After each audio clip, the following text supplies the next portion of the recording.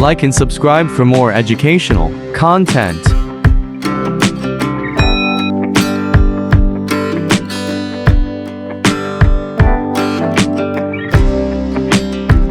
Hello friends, લેરી accounts વાળામાં આપનું હાર્દિક સ્વાગત છે. મિત્રો, આજે જે આપણો દાખલો જોવા જઈ રહ્યા છે એ ખૂબ જ ઇમ્પોર્ટન્ટ છે, કારણ કે માર્ચ 2021 માં થોડાક ફેરફાર સાથે માર્ચ 2022 માં સેમ અને માર્ચ 2024 માં પણ સેમ આ દાખલો તમને પૂછાયેલો છે. એટલે આ દાખલો ખૂબ જ ઇમ્પોર્ટન્ટ છે.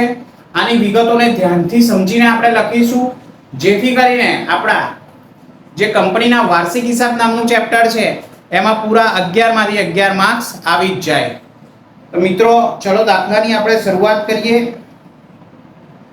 તમારી ટેક્સ્ટ બુકમાં પેજ નંબર 152 ઉપર આ દાખલો આપેલો છે. મિત્રો, આ તમારી ટેક્સ્ટ બુકનો છેલ્લો દાખલો છે, પેજ નંબર 152 ઉપર.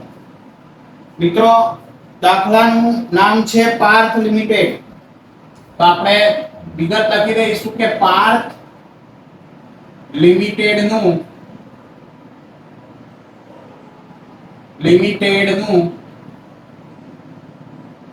તારીખ 31/3/2017 ના રોજનું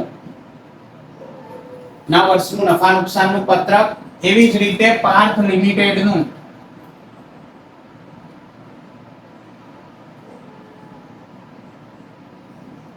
તારીખ 31/3/2017 ના રોજનું પાકું સરવૈયું. બરાબર મિત્રો, આ બે વિગતો લખી દીધી છે. હવે આપણે દાખલાની શરૂઆત કરીએ. સૌપ્રથમ છે વેચાણ 11 લાખ અને 25,000. વેચાણ મિત્રો, વેચાણની ઉપજ 11,25,000. કર્મચારી લાભના ખર્ચા મિત્રો ડાયરેક્ટ તમને ટાઇટલ જ આપી દેવામાં આવ્યું છે, એટલે આપણે વિગત લખી નાખીએ. 1,95,000 કર્મચારી લાભના ખર્ચા. ત્યારબાદ માલ સામગ્રી. મિત્રો, માલ સામગ્રી જ્યારે લખેલી હોય ત્યારે હંમેશા યાદ રાખવાનું એ પાકા સરવૈયામાં આવશે. માલ સામગ્રી આપણી 1,65,000 રૂપિયાની છે, એ આપણે અહીં લખી દઈશું. ત્યારબાદ નાણાકીય પત્રક 26,250. નાણાકીય પડતર 26,250. ત્યારબાદ જામીનગીરી પ્રીમિયમ મિત્રો આપવામાં આવ્યું છે 60,000. એ આપણો અનામત અને વધારો છે, માટે જામીનગીરી પ્રીમિયમ 60,000 રૂપિયા. ત્યારબાદ કાયમી મિલકતો, એમાં દ્રશ્ય મિલકતો 12 લાખ રૂપિયા છે.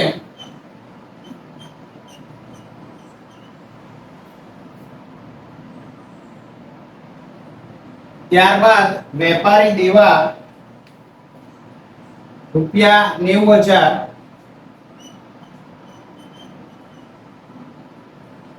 વેપારી દેવા ₹90,000. ઇક્વિટી શેર મૂડી 7,50,000. મિત્રો, શેર મૂડીમાં લખી દઈશું આપણે ઇક્વિટી શેર મૂડી 7,50,000. વેપારી લેણા 60,000. મિત્રો, વેપારી લેણા ડાયરેક્ટ ટાઇટલ જ છે, એટલે 60,000 રૂપિયા આપણે લખી નાખીશું. ત્યારબાદ અન્ય ઉપજ 30,000. તો અન્ય ઉપજ એ નફા નુકસાનના પત્રકમાં તમને 30,000 ની રકમ કીધેલી છે. ત્યારબાદ લાંબા ગાળાના ઉછીના નાણાં. તો મિત્રો, લાંબા ગાળાના ઉછીના નાણાં એ આપણું બિનચાલુ દેવું છે, એટલે 5,25,000. ત્યારબાદ રોકડ અને બેંક સિલક એ તમને 90,000 રૂપિયા આપેલા છે.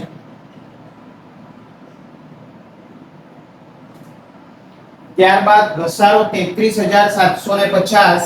તો ઘસારામાં નફા નુકસાનના પત્રકમાં 33,750 ઘસારામાં લખીશું. ત્યારબાદ વેચેલ માલની પડતર એટલે ખરીદી. વેચેલ માલની પડતર એટલે ખરીદી રૂપિયા 6 લાખ આપવામાં આવેલી છે. ત્યારબાદ બિન ચાલુ રોકાણો રૂપિયા 2,10,000. બસ મિત્રો આટલી વિગતો આપેલી છે. હવે હિસાબોને લગતી નોંધોની જરૂર નથી અને આપણને કોઈ પણ હવાલો આપેલો નથી એટલે ડાયરેક્ટ આપણે નફા નુકસાનની ગણતરી કરી નાખીશું. તો નફા નુકસાનના પત્રકમાં સૌપ્રથમ આપણે આવકોનો સરવાળો કરીશું મિત્રો. 11,55,000 એ આપણી કુલ આવકો થશે. કુલ ખર્ચામાં મિત્રો 6 લાખ વત્તા 1,95,000 વત્તા 26,250 વત્તા 33,750 એટલે 8,55,000 મિત્રો એ આપણા કુલ ખર્ચા આવે છે. હવે 8,55,000 માંથી એટલે 11,55,000 માંથી 8,55,000 બાદ કરીશું એટલે કરવેરા પહેલાનો નફો આપણને 3 લાખ રૂપિયા મળશે. હવે અહીંયા કરવેરા અંગે કોઈ ડિસ્કશન કરેલું નથી માટે કરવેરાની જોગવાઈમાં ડેશ કરીશું અને કરવેરા બાદનો નફો પણ આપણે 3 લાખ રૂપિયા લઈ લઈશું અને તેને આપણે નફા નુકસાનમાં લખીશું. નફો ચાલુ વર્ષનો 3 લાખ રૂપિયા. હવે મિત્રો આપણે મૂડી દેવા બાજુ સરવાળા કરવા લાગીશું. મૂડી દેવામાં સૌપ્રથમ શેર હોલ્ડરના ભંડોળો તેનો સરવાળો કરીશું. 10,50,000 વત્તા 60,000 એટલે 11,10,000 શેર હોલ્ડરના ભંડોળો થશે. બિન ચાલુ દેવામાં ફક્ત એક જ વિગત આપણને આપેલી છે 5,25,000 અને એવી જ રીતે ચાલુ દેવામાં પણ આપણી પાસે એક જ વિગત છે એ 90,000 રૂપિયાની છે મિત્રો. હવે આ ત્રણેય વિગતનો આપણે સરવાળો કરી લઈશું. વત્તા 5,25,000 વત્તા 90,000 એટલે 17,25,000 એ આપણો મૂડી દેવા બાજુનો સરવાળો આવે છે. હવે આપણે મિલકતો સાઈડ જઈશું. મિલકતોમાં બિન ચાલુ મિલકતોમાં બે મિલકતો આપેલી છે આપણને તેનો સરવાળો 13,10,000 છે અને ચાલુ મિલકતોમાં 3 વિગતો આપેલી છે તેમાં તેનો સરવાળો 1,65,000 વત્તા 1,50,000 એટલે 3,15,000 થઈ રહ્યો છે. અહીંયા મિત્રો આ 14,10,000 છે. 12 ને 2 14,10,000 આમ 17,25,000 એ મિલકતો સાઈડનો સરવાળો પણ મળે છે અને મૂડી દેવા સાઈડનો સરવાળો પણ મળે છે. હવે મિત્રો આ જે આપણે દાખલો ગણ્યો એ ખૂબ જ સહેલો દાખલો છે. આની વિગતો ખાલી તમને યાદ રહી જશે તો એ ચોક્કસપણે તમે દાખલો ખૂબ જ સરળતાથી કરી શકશો. અને આ વિગતો યાદ રાખવા માટે તમને સલમાન ખાન અને નોરા ફતેહીનો દાખલો એટલે એક્ઝામ્પલ ખૂબ જ સારી રીતે સમજાવવામાં આવ્યો છે. એ તમે 1-2 વાર જોઈ લેશો વિડિયો એટલે ચોક્કસપણે વિગત તમને ખ્યાલ આવી જશે. અને આવી રીતે આપણે પાકા સરવૈયાનું અને નફા નુકસાનનું પત્રક શરૂઆતમાં જ બનાવી દેવાની જરૂર છે. પછી એમાં ફક્ત આપણે વિગતો આવી રીતે ફિલઅપ કરવાની રહેશે. મિત્રો આ 3 દાખલા જે વાર્ષિક હિસાબોના છે એ ખૂબ જ ઇમ્પોર્ટન્ટ છે. આના સિવાય વધારે બહુ દાખલા કરવાની જરૂર નથી.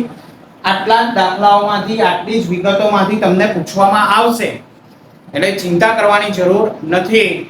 વધુ ને વધુ આ ચેનલને શેર, લાઈક અને સબસ્ક્રાઇબ કરતા રહો. લોકો સુધી આ વિડીયોને વધુ ને વધુ પહોંચાડો, જેથી કરીને વધુ ને વધુ લોકોનો ફાયદો થઈ શકે, એકાઉન્ટ્સમાં વધુ ને વધુ માર્ક્સ આવી શકે.